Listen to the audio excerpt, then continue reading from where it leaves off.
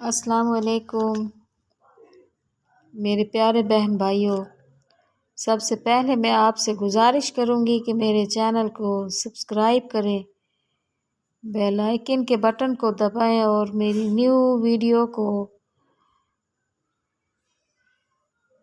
دیکھنے کے لیے میرے چینل کو سبسکرائب کریں۔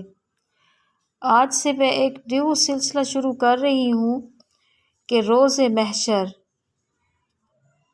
ہم لوگ سمجھتے ہیں کہ روز محشر جس نے نبی پاک صلی اللہ علیہ وآلہ وسلم کا کلمہ مبارک پڑھ لیا اس کی بخشش واجب ہو جائے گی، اور جبکہ احادیث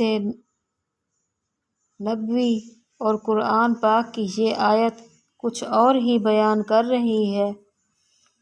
میں آپ کے گوش گزار کرتی ہوں، میری ویڈیو کو بہت توجہ کے ساتھ سنا کریں۔ بسم اللہ الرحمن الرحیم۔ واتقوا یوما لا تجزی نفس عن نفس شیئا ولا یقبل منها شفاعۃ ولا یؤخذ منها عدل ولا هم ینصرون۔ ترجمہ: لوگو، اس دن سے ڈرو کہ جس دن کوئی کسی کے کام نہ آئے گا اور نہ ہی کسی کے حق میں کسی کی سفارش قبول ہوگی، اور نہ ہی کسی کی طرف سے کچھ بدلہ قبول کیا جائے گا، اور نہ کسی کو کسی کی جانب سے کچھ امداد پہنچے گی۔ تو میرے بہن بھائیوں، رب تعالیٰ نے بالکل کھلے الفاظ میں یہ بیان کر دیا ہے۔ حضرات، ہمارا سب سے پہلا فرض ہے کہ ہم اس گلجھٹی کو سلجھائیں اور اس سخت گرہ کو کھولنے کی کوشش کریں کہ جو ہمارے ذہنوں اور حکم خداوندی کے درمیان پڑی ہوئی ہے۔ ہمارا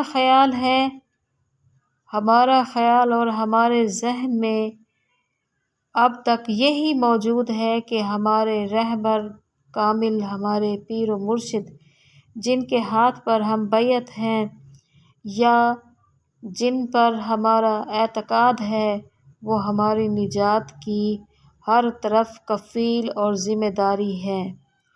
لیکن آیت مقدسہ نے ہمارے خیالات پر وہ اثر ڈالا ہے کہ ہم سوائے اللہ کے کسی دوسرے سے اپنی نجات کی امید نہ رکھیں، کیونکہ آیت الہی اسباب پر زور دے کر کہہ رہی ہے کہ قیامت میں ذرہ برابر کوئی کسی کو امداد نہ دے سکے گا۔ وَلَا يُقْبَلُ مِنْهَا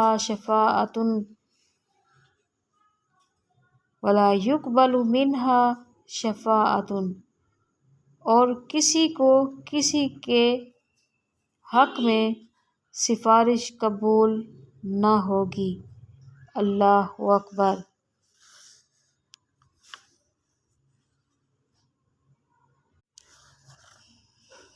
السلام علیکم میرے